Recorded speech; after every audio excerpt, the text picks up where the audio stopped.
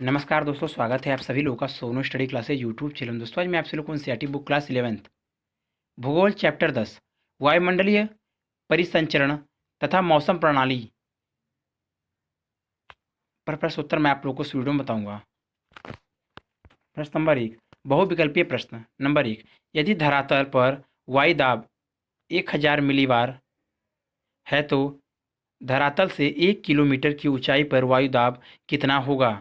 क 700 मिलीबार, ख 900 मिलीबार, ग 1100 मिलीबार, घ 1300 मिलीबार। उत्तर ख 900 मिलीबार।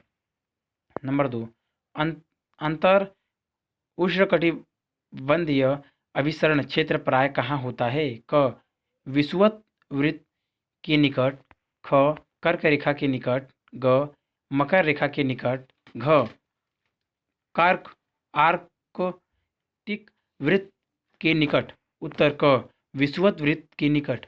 नंबर 3, उत्तरी गोलार्ध में निम्न वायुदाब के चारों तरफ पवनों की दिशा क्या होगी? क घड़ी की सुइयों के चलने की दिशा के अनुरूप, ख घड़ी की सुइयों के चलने की दिशा के विपरीत, ग समदाब रेखाओं के समकोण पर, घ समदाब रेखाओं के समांतर। उत्तर ख घड़ी की सुइयों के चलने की दिशा के विपरीत। नंबर 4, वायु राशियों के निर्माण का उद्गम क्षेत्र निम्नलिखित में से कौन सा है? क विषुवतीय वन, ख साइबेरिया का मैदानी भाग, ग हिमालय पर्वत, घ दक्कन पठार। उत्तर ख साइबेरिया का मैदानी भाग।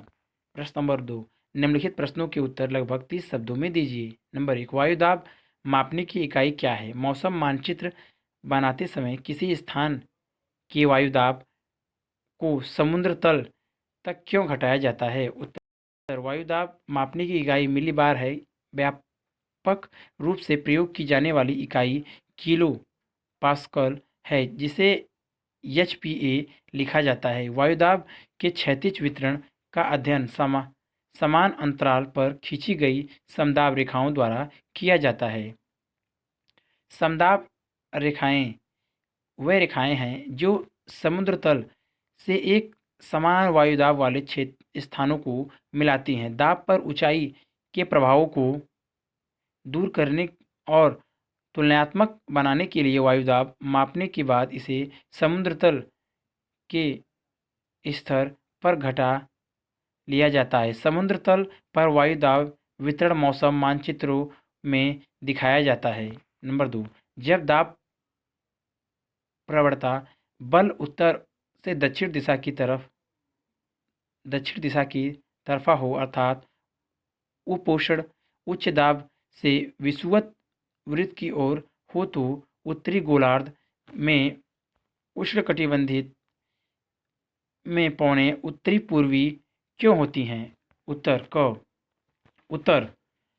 पृथ्वी का सबसे अक्ष का घूर्णन पवनों की दिशा को प्रभावित करता है। इसे कोरियालिस बल कहा जाता है। इसके प्रभाव से पवने उत्तरी गोलार्ध में अपनी मूल दिशा से दाहिने तरफ व दक्षिणी गोलार्ध में अपने बाईं तरफ विक्षेपित हो जाती हैं। कोरियालिस प्रभाव दाब प्रवणता के समकोण पर कार्य करता है। दाब प्रवणता बल समदाब रेखाओं के समकोण पर होता है। दाब प्रवणता जितनी अधिक होगी, पवनों का वेग उतना ही अधिक होगा और पवनों की दिशा उतनी ही अधिक विक्षेपित होगी। इन दो बलों के एक दूसरे से समकोण पर होने के कारण निम्न दाब क्षेत्रों में पवनें इसी के इर्द गिर्द बनती हैं। इसलिए जब दाब प्रवणता बले उत्तर से दक्षिण दिशा की तरफ हो, अर्थात उपोष्ण उच्च दाब से विषुवत वृत्त की ओर हो, तो उत्तरी गोलार्ध में उष्णकटिबंधीय में पवनें उत्तर पूर्व होती हैं। नंबर 3, भूविक्षेपी पवनें क्या हैं? उत्तर पवनों का वेग व उनकी दिशा अपने को उत्पन्न करने वाले बलों का परिणाम है। पृथ्वी की सतह से 2 से 3 किलोमीटर की ऊंचाई पर पृथ्वी वायुमंडल में पौने धारा धरातलीय घर्षण के प्रभाव से मुक्त होती हैं और दाब प्रवणता तथा कोरियालिस बल से नियंत्रित होती है। जब समदाब रेखाएं धीमी हो और घर्षण का प्रभाव न हो तो दाब प्रवणता बल कोरियालिस बल से संतुलित हो जाता है और फलस्वरूप पौने समदाब रेखाओं की समांतर बहती हैं। यह पौने भू विक्षेपी पवनों के नाम से जानी जाती है। नंबर 4, समुद्र व स्थल समीर का वर्णन करें।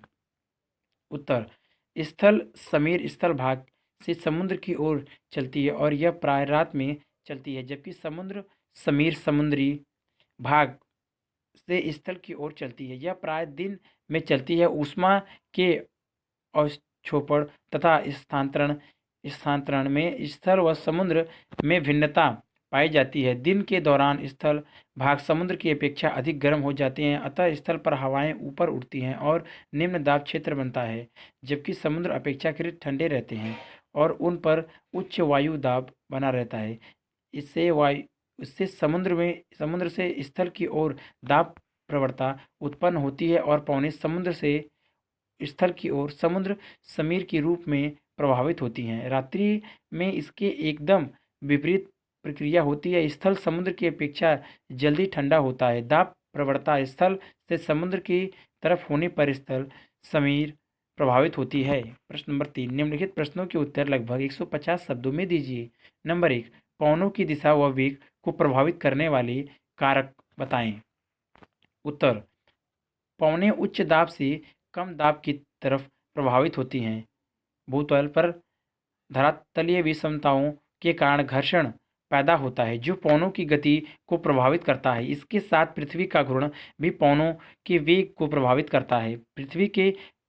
पृथ्वी के घर्षण घूर्णन घूर्णन द्वारा लगने वाले बल को कोरियालिस बल कहा जाता है। अतः पृथ्वी की धरातल पर क्षैतिज पौने 3 संयुक्त प्रभावों का परिणाम है। क, दाब प्रवणता प्रभाव। ख, घर्षण बल। ग, कोरियालिस बल। इसके अतिरिक्त गुरुत्वाकर्षण बल पवनों को नीचे प्रभावित करता है। क, दाब प्रवणता बल प्रभाव वायुमंडलीय दाब भिन्नता एवं बल उत्पन्न करता है। दूरी के संदर्भ में दाब परिवर्तन की दर दाब प्रवणता है। जहाँ समदाब रेखाएं पास पास होती हैं वहाँ दाब प्रवणता अधिक होती है। वह समदाब रेखाओं के दूर दूर होने से दाब प्रवणता कम होती है। ख, घर्षण बल। यह पवनों की गति को प्रभावित करता है। धरातल पर घर्षण सर्वाधिक होता है और इसको प्रभाव प्राय धरातल से 1 से 3 किलोमीटर ऊंचाई तक होता है। समुद्र स्तर पर घर्षण न्यूनतम होता है। ग, कोरियालिस बल अपने अक्ष पर घूर्ण करती हुई पृथ्वी पर विषुवत रेखा के पास कोई भी बिंदु सर्वाधिक तीव्र गति से संचलन करता है। नंबर 2, पृथ्वी पर वायुमंडलीय सामान्य परिसंचरण का वर्णन करते हुए चित्र बनाएं। 30 डिग्री उत्तरी व दक्षिणी अक्षांशों पर उपोष्ण कटिबंधीय उच्च वायुदाब के संभव कारण बताएं। उत्तर, वायुमंडलीय परिसंचरण महासागरीय जल को गतिमान करता है जो पृथ्वी की जलवायु को प्रभावित करता है। विषुवतीय क्षेत्र जहाँ उच्च तापमान है वहाँ निम्न दाब है। निम्न तापमान वाले ध्रुवीय क्षेत्रों में वायुदाब उच्च है। 30 डिग्री उत्तर एवं दक्षिण अक्षांशों के पास 2 उपोष्ण उच्च दाब के और 60 डिग्री उत्तर और दक्षिण अक्षांशों के पास 2 उप ध्रुवीय निम्न दाब के मध्यवर्ती क्षेत्र हैं। चित्र आप देख लीजिए। ध्रुवी भ्रमिल, ध्रुवी कोष्ठ, ध्रुवी जेट प्रभाव, फेरल कोष्ठ, उपकोष्ठ जेल। चित्र 10.1 चित्र आप देख लीजिए।